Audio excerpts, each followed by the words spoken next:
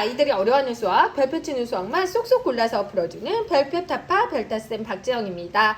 자, 오늘은요, 연산의 중요성에 대해서 이야기 드리려고 해요. 그리고 연산교재 어떤 문제집을 풀어야 되는지 그거랑 같이 말씀드리려고 하는데요.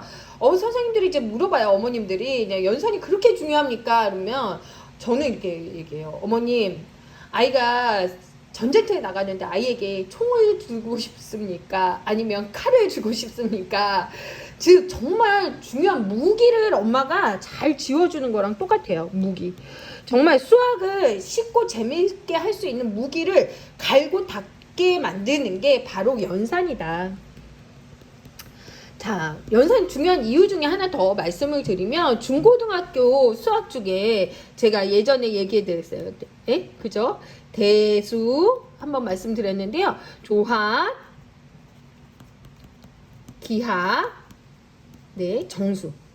이제는 이 네 가지가 있는데 이 대수 파트가 대부분을 차지하게 되는 거죠. 대수 파트를 좀 이야기 드리면 연산이라고 볼 수 있고요. 이 나머지 세 영역도 연산을 마무리로 풀어야 하는 그런 것들이 있다는 거죠. 그래서 지금도 초등도 마찬가지지만 도형이나 이런 거 모든 거의 마무리가 연산이기 때문에 연산은 정말 놓을 수 없는 거예요. 그래서 수학을 싫어하는 친구들 중에 사실은 굉장히 이제 연산에 대해서 어려움을 겪는 친구들이 많이 있어요. 근데 대수 파트의 중요한 게 뭐냐면, 자, 1, 2, 3, 4 이렇게 해서 5 이렇게 있을 때 이게 다 연계되어 있기 때문에 1을 못하면 2를 못하고 2를 못하면 3을 못한다는 굉장히 어려운 단점이 있어요. 이거는 저는 사실 수학에서 굉장히 이제 아이가 어느 날은 수학을 되게 잘하고 싶어. 딱 하려고 그러는데 하려고 했는데 답을 못 내. 답 나오는데 막 30분 걸려. 그럼 얘는 다시 수학에 포기하게 돼요. 저는 수학을 포기하는 아이들의 가장 중요한 부분이 연산이에요. 왜냐하면 이거는 연습이 차곡차곡 돼 있어야 돼요. 수학 말고 다른 과목은요, 그래도 좀 하려고 하면은 따라갈 수 있어요. 근데 연산은 정말 밑에서부터 시작해야 되기 때문에 따라가기가 굉장히 힘들다는 거예요. 그러면 우리가 아는 연산이 어떤 것들이 있는지 한번 이야기해 볼게요.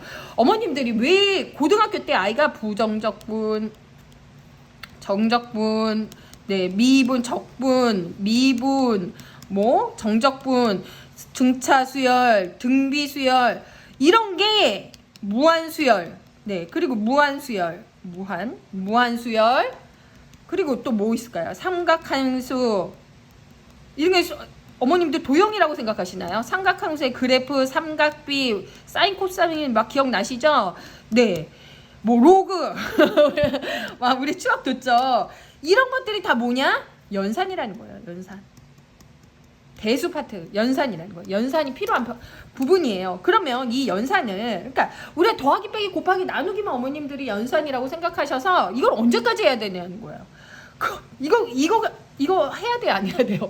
이거 해야 되잖아요. 수능 보려면. 언제까지란 답은 없는 거예요. 할 수 있을 때까지 해야 되는 거예요. 그죠? 되도록이면 정말 포기하면 안 되는, 그럼 수학을 포기하는 거와 같아요. 연산을 포기하면, 연산 말고 난 다른 걸 잘해. 그런데 수학을 포기하는 자는 당연히 연산을 포기하는 거예요. 반대로 연산을 포기한 자는 수학을 반드시 포기하게 된다. 그렇기 때문에 연산이 굉장히 중요하다.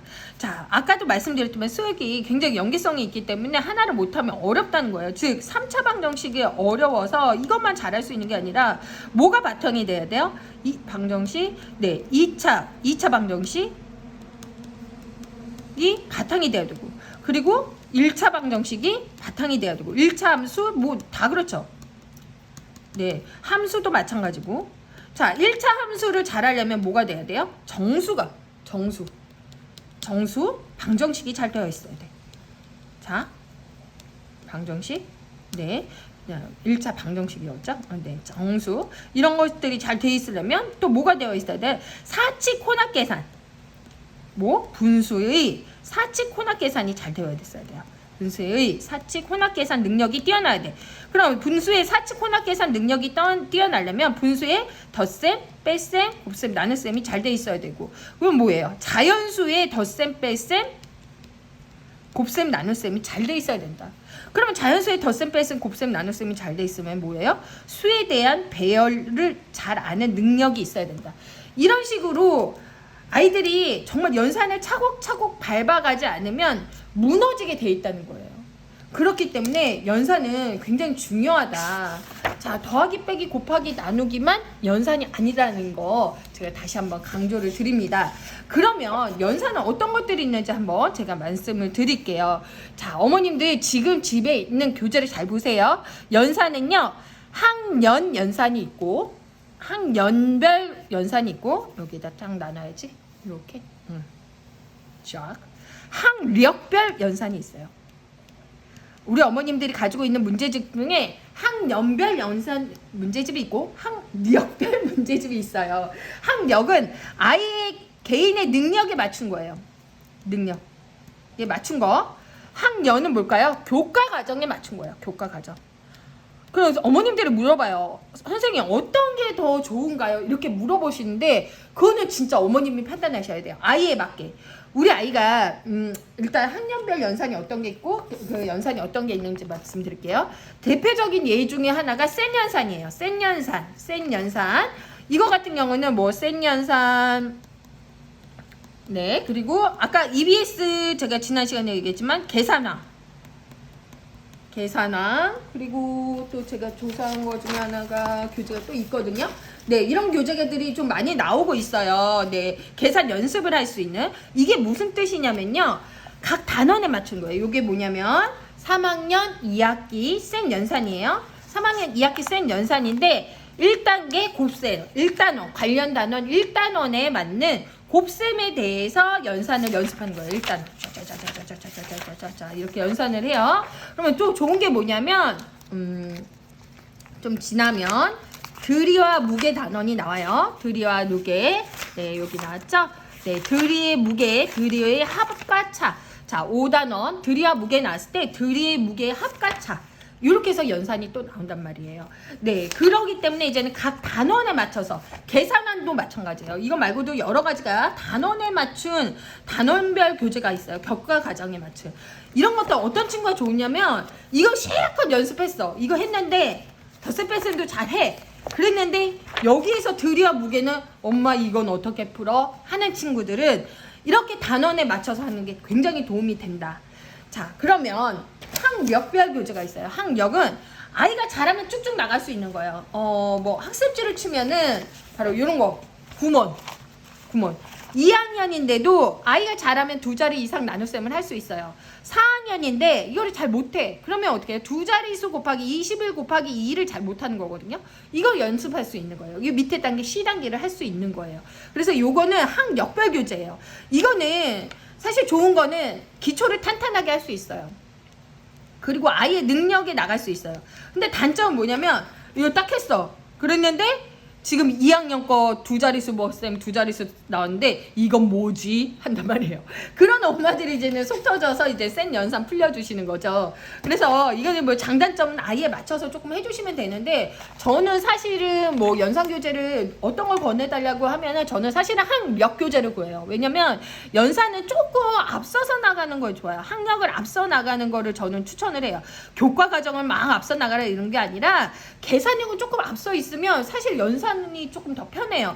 29 더하기 29 더하기 29 더하기 29를 막 해요. 이렇게 하는데 이거 29 곱하기 4 하는 거잖아. 해서 답을 낼 수 있는 조금 선행이 좀 필요하다는 거죠. 그래서 학력으로 조금 좀 잡아주신다면 선행이 가능해져요. 그래서 저는 연산교재는 사실 말씀드려서는 학력 교재를 좋아하는데 학년 교재도 저는 맞는 아이들이 있다고 생각해요. 예. 그리고 이제는 또 뭐 예를 하나 더 들어보면 학력 교재로 이런 기타 수학 같은 거 많이 쓰시죠. 이것도 학력도 이거 같은 경우 이제는 뭐예요? 아이의 학력에 맞춰서 A, B, C, D 있는데 아이가 잘해요. 그러면 2자 받아 올림이 뭐 있는 거 잘한다 그러면 1학년인데도 F단계 할 수 있는 거예요. 그래서 이거에 맞춰서 이제 해주셔야 되는데 저는 사실은 기타 수학 같은 경우 조금 위험한 게 엄마가 아이가 연산을 이 단계에서 넘어가도 되는지 안 넘어가도 되는지를 판단하기 되게 어려워요.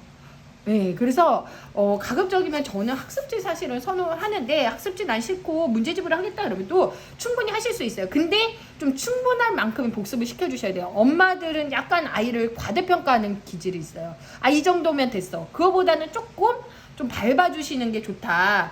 네, 그래서 복습을 이거를 하시더라도 예를 들면 얘를 분모가 다른 덧셈을 여기를 했어요. 예를 들어서 여기 이건 중학 단계고요. 분수에 덧셈을 했어요. 그러고 분모가 다른 분수예요. 근데 분수에 덧셈을 잘 못했어. 그러면 I2로 넘어가지 마시고 차라리 I1을 한 번 더 하세요. 이거를 이해하지 못했는데 분모가 다른 것까지 나오면 굉장히 좀 어려워질 수 있어요. 그래서 요거를 어머님이 조금 지혜롭게 복습을 좀 잡아주시는 게 굉장히 중요하다.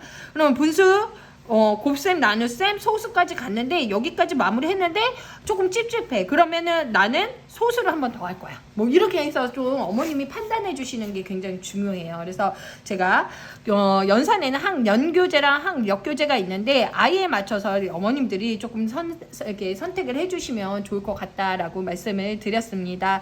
자, 오늘까지 연산 교재에 대해서 알아보았고요. 다음 시간에는 제가 이제는 시마 수학 단계랑 이런 것들에 대해서 조금 자세하게 좀 알려드리도록 할게요. 네, 다음 시간에 만나요. 발표 타파.